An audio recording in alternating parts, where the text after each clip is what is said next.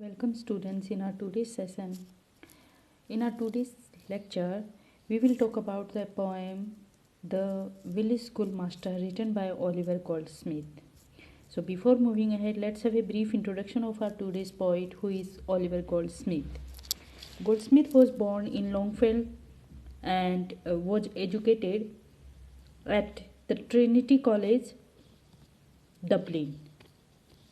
He was awarded the degree of Doctor of Medicine, but he never practiced as a doctor. His main works are The Traveller, which was written in 1764, The Vicar of Wakefield 1766, The Deserted Village in 1770, and She Stoops to Conquer in 1773. So these are his well-known novels, and he also wrote a good amount of poetry as well. And in our today's poem basically is an extract from a longer poem entitled The Deserted Village. The poet describes here the village Auburn, which is modelled on his own village Lissoy in Dublin. He describes the site of the muted village as the villagers here who have abandoned their own village and they have gone to the cities in search of wanton wealth. So the poet has this kind of background in his mind while creating this particular poem, and this extract is actually focused over his childhood village school life, and gives a character sketch of the village schoolmaster who taught at that school. It also gives an account of the views of the children as well as that of the villagers of Auburn village about the schoolmaster. So let's start the text of this poem. Here we are. The Village Schoolmaster.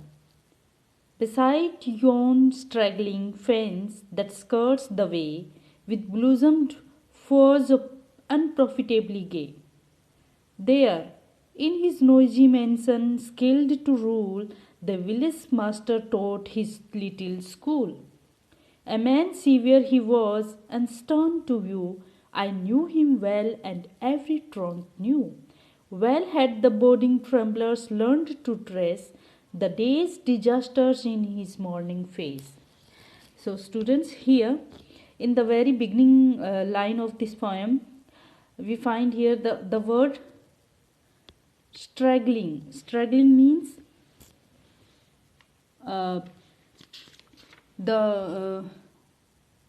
something which are not in proper shape, or we can say the suburbs which are not properly trimmed, and that skirts the way. Way means on the road. With blossom furs. Furs means here spiny yellow flowered shrub growing on European wastelands. And unprofitably gay, it means uselessly bright. Truant. In the next line, we find the word mansion. Mansion means a large, impressive house. And come to the fourth line, where in the fifth line, where you can find the word stern. Stern means very strict or serious. In the next line, the word truant. Truant means a student who always stays away from school without permission. And so now here, what is the scenario of or we can say what is the context of the poem? That here we find there is a character. The poet hasn't given him any particular name, but the title of the poem suggests that here he is actually talking about his own childhood school life, or we can say his own school days. The schoolmaster to whom he uh, learnt a lot during his school time, and that schoolmaster, that in his own village, how was he, how he can still cherish his memories about his own schoolmaster. Now, the village schoolmaster who used to run a little school in his own small village, and where it was situated, that the poet has described, or he has presented a brief description about the locale of that particular school, where it was situated. He says that beside yon straggling fence that skirts the way, that it was situated next to the, with blossomed first unprofitably gay. That school was situated next to the fence, irregular fence, straggling fence, yani irregular, which are not properly trimmed, that skirts the way, on the road that fringes the village path, or that village road, with full blossomed furs, or beautiful furs, and but those furs are uselessly bright. There in his noisy mansion, skilled to rule, the village master taught his little school. And there, the village schoolmaster who ran his little school in that small village, it was situated in the irregular fence, and he ran the school in his noisy mansion, where in his own house, and it was full of noise. And he was not only a very strict and disciplinarian, but also a ferocious person to observe. How we can analyze the persona of that village schoolmaster, that it is depicted in this line: a man severe he was and stern to view, that he was a serious person, and he was very strict, and discipline. He was a very strict disciplinarian, but it was also reflects through his stern, ferocious face or look. I knew him well, and every truant knew. The speaker says that he knows his schoolmaster very well, and not only him, but not only he, but other truant who also knew him very well. Well had the boarding tremblers learned to trace the day's disaster in his morning face.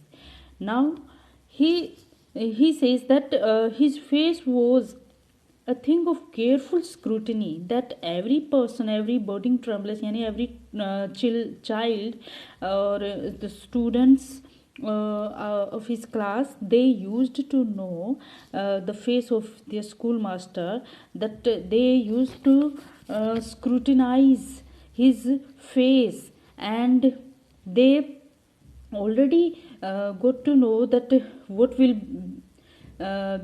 will happen today, or we can say that those boarding tremblers, means those trembling pupils, they used to gaze at his face to sense his present frame of mind, that what is going on in the mind of the schoolmaster. So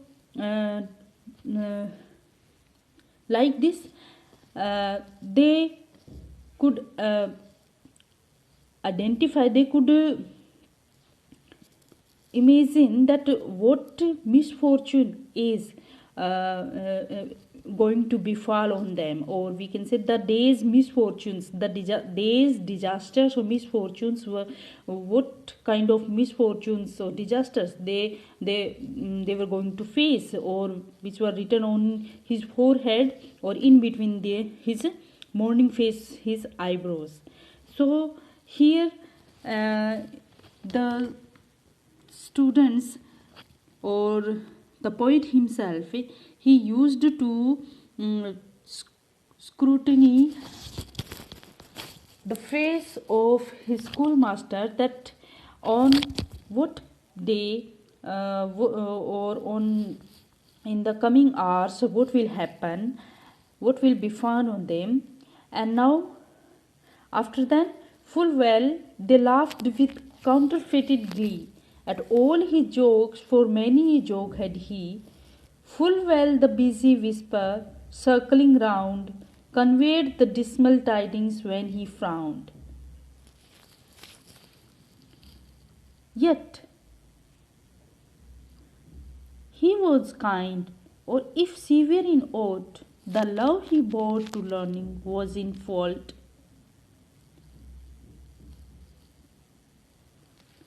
Now, here, the word counterfeited glee means fake smile, fake or unreal happiness or joy, and tiding means the news. Oat means anything. Fault, it means the, what is the fault of them. And now moving ahead, the schoolmaster, who was a man of contradictions, and his personality was full of so much contradictions. Although he was very stern, he was kind and good humored also. And how we can know about it? In this line, the speaker is saying, full well they laughed with counterfeited glee. Though the schoolmaster was very stern, but they also used to laugh with their fake smile or fake unreal happiness or mirth when when his schoolmaster, he had a store of jokes. When he told them, the children burst out in fake laughter. Full well the busy whisper circling round, and when he told them some kind of jokes, the children burst out in fake laughter under the pretext that the jokes were awfully hilarious. And if the children who observed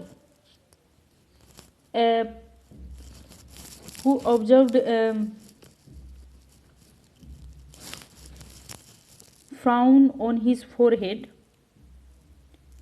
full well the busy whisper, circling round, conveyed the dismal tidings when he frowned. When he got a little anger, so when they found that, or when the children observed a frown on his forehead, they, what did they do? They circulated the gloomy news, and that gloomy news tidings and news, that they circulated this gloomy news throughout the classroom in an undertone or in whispering. They used to murmur, and thus they convey their message, conveyed the dismal tidings when he frowned. Yet he was kind. But it is the fact that they all know very well that he was in a sense a kind person. Or if she were in aught, the love he bore to learning was in fault. Or if at all he had any fault, It was his intense love for learning. So speaker is saying that his schoolmaster was also having a particular fault, and what fault was that? It was his intense love for learning. He wanted his pupils to become genuine scholars, and hence he had to be demanding with them. He used to study a lot, and thus the same thing he also wanted, he also demanded to his pupils as well. And after that, the village all declared how much he knew. It was certain he could write and cipher too. Lengths he could measure, terms and tides precise.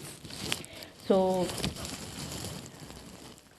declared means to announce something, and cipher, precise means a kind of warnings, and cipher means to calculate something. Gauze, okay, gauze is not here. The word precise means to forecast or to warn something in advance. So now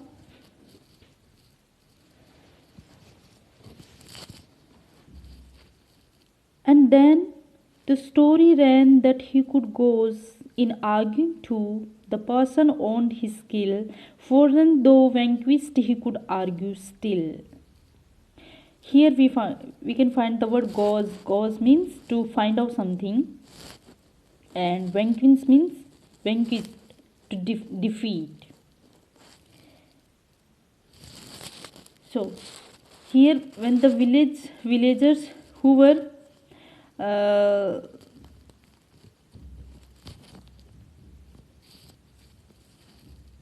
what was the opinion of the villagers about that schoolmaster, that they already announced that how much knowledge he has, how much study he used to do.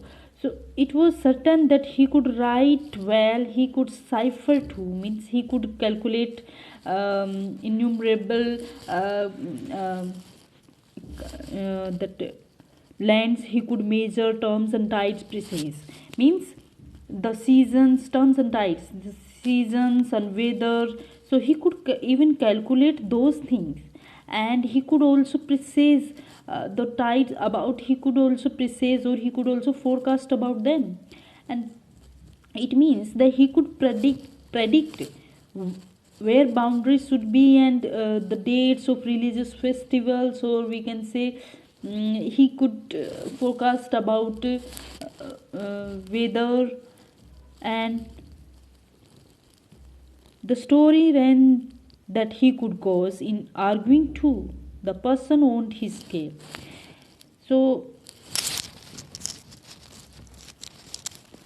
the villagers had the opinion that he really was a right man. He without any doubt could write well, and he also work out some in arithmetic or in calculation. He could also survey the land, he could forecast about weather and tides. Besides, he was able to measure the content of a vessel. The person owned his skill, or then though vanquished he could argue still. If it is if he defeated anyhow in his arguments, still the schoolmaster would keep on arguing. He would become more stagnant or ardent in his argument, that he would never prefer to give up. So that kind of personality he had. And while words of length and thundering sound amazed the gazing rustics hanged around, And still they gazed, and still the wonder grew, that one small head could carry all he knew. But past is all his fame, the very sport where many a time he triumphed is forgot. Now, here, what he knew about that the schoolmaster would become more fervent and more aggressive when he by words of learned length and thundering sound amazed the gazing rustics ranked around. He would become more fervent, or we can say more aggressive, when he would fling blooming words at his adversary. And the villagers who would be convinced anyhow that the schoolmaster was establishing his standpoint very thoroughly. So they stood around him. Still they gazed, and still the wonder grew. And the two debaters the two debaters, one side the villagers, from the other side was the schoolmaster. So if it we can say, if sometime it happened that there was a kind of debate or an argument which was going between two debaters, then they witnessed the verbal duel between two debaters.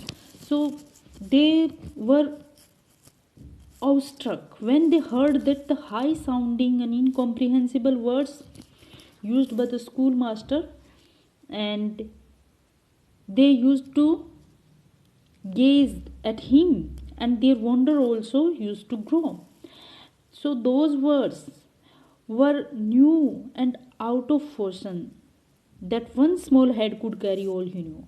And when the debate was progressed, uh, their wonder also grew, because first time those kind of words, incomprehensible words, they when they heard about them, those words were very new and out of fashion. They got awestruck. So they got at him and wondered how his small head could keep that enormous hold of knowledge. And that, but past is all his fame. And now the poem ends with this concluding remark, that the concluding line, that but past is all his fame, the very sport where many a time he triumphed is forgot. The poem here ends on a very sad note, when the poet tells that all this is a thing of the past, as the places where he worked are already forgotten. The places or his in those verbal arguments, those occasions where he used to do debate with other person, those time, that glorious moments of his time, when he got victory, he triumphed, all that has gone forgotten, or that all he worked are already forgotten things. Now even the sport where he stood and enjoyed his victories over the common sense of the rustics is now forgotten at all. So this is all about our today's poem. So now here we find that it is about the schoolmaster of the poet, during his childhood days, and the subject matter is of this poem is actually a kind of simple character sketch of a village schoolmaster, that who the school was in a small village in where the poet himself had studied, and this poem has become actually one of the classics of literature because of its genuineness. The poet himself was a pupil of this schoolmaster, and he is able to create an authentic aura of the poem because he himself was a student of this schoolmaster. So the poet here gives an amusing sketch of the teacher's character with the deep sympathy for him. The poet, as a student who was very aware of this facet of the schoolmaster, but he valued his stand and came to love and respect him. So, by going through the text again, you can also write a characteristics of the schoolmaster. So try to find out major features of his persona. So this is all for today. Thank you, students. We will meet again in our next class. Thank you.